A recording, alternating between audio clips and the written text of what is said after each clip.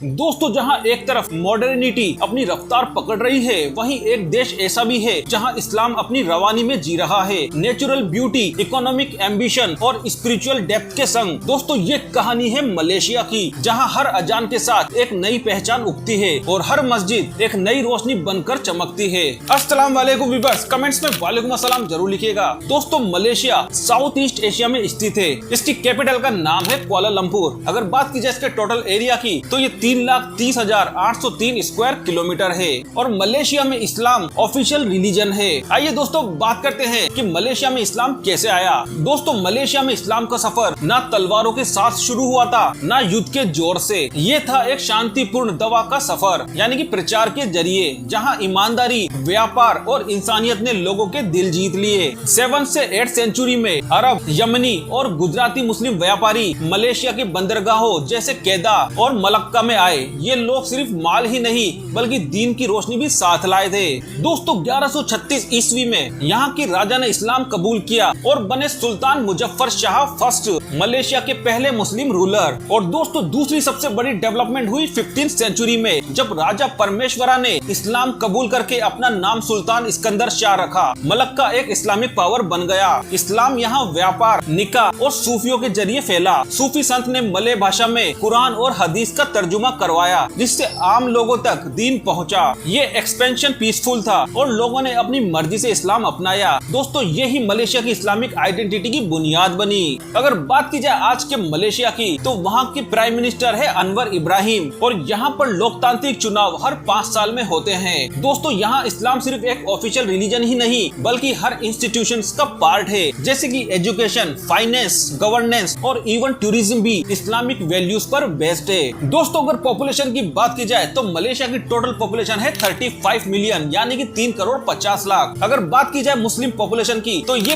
22 million है, यानी कि 2 करोड़ 20 लाख मुसलमान है, जो कि देश की टोटल पॉपुलेशन का 65% बनते हैं। अगर बुद्धिस्ट लोगों की बात की जाए तो ये 6.5 मिलियन है, यानी कि 18%। क्रिश्चियन है 3.2 मिलियन लोग और वहीं हिंदू पॉपुलेशन भी 2 मिलियन के करीब है। दोस्तों, अगर फ्यूचर एस्टिमेट की बात की जाए तो मलेशियन प्लानिंग डिपार्टमेंट के प्रोजेक्शंस के मुताबिक साल 2050 तक मुस्लिम पॉपुलेशन 72 से 75% तक पहुंच सकती है, जो करीब 33 से 34 मिलियन मुस्लिम होंगे। दोस्तों, ये प्रोजेक्शन 46 से 47 मिलियन पॉपुलेशन पर है। आइए दोस्तों, बात करते हैं मलेशिया की फेमस मस्जिदों की। सबसे पहले जो मस्जिद है उसका नाम है मस्जिद निगारा। ये मस्जिद मलेशिया की नेशनल मॉस्क है। इसका कंस्ट्रक्शन शुरू हुआ था 1963 में और ये 1965 में बनकर तैयार हुई थी। इसकी कैपेसिटी की बात की जाए तो यहाँ पर 15,000 से ज्यादा नमाजी एक साथ नमाज अदा कर सकते हैं। दोस्तों, ये मस्जिद मलेशिया की इंडिपेंडेंस के बाद एक इस्लामिक आइडेंटिटी का सिंबल बनकर उभरी। गार्डन्स, फाउंटेन्स और पुरानी कैलीग्राफी इसे स्पिरिचुअल और सीरीन बनाते हैं। नंबर 2 पर जो मस्जिद है उसका नाम है मस्जिद पुत्र। इसका कंस्ट्रक्शन शुरू हुआ था 1997 में और ये कंप्लीट हुई थी 1999 में। अगर बात की जाए इसके टोटल कॉस्ट की, तो ये 250 मिलियन मलेशियन रिंगिट में बनी थी। इसका पिंक डोम, लेक साइड रिफ्लेक्शन और मॉडर्न इस्लामिक आर्किटेक्चर का सिंबल इसे बहुत यूनिक बनाते हैं। दोस्तों, नंबर 3 पर जो मस्जिद है उसका नाम है मस्जिद विलाया। ये मस्जिद 1998 में बनी थी, जो 2000 में जाकर कंप्लीट हुई। अगर इसकी कैपेसिटी की बात की जाए तो यहाँ पर 15,000 से 17,000 नमाजी एक साथ नमाज अदा कर सकते हैं। ये इस्तांबुल की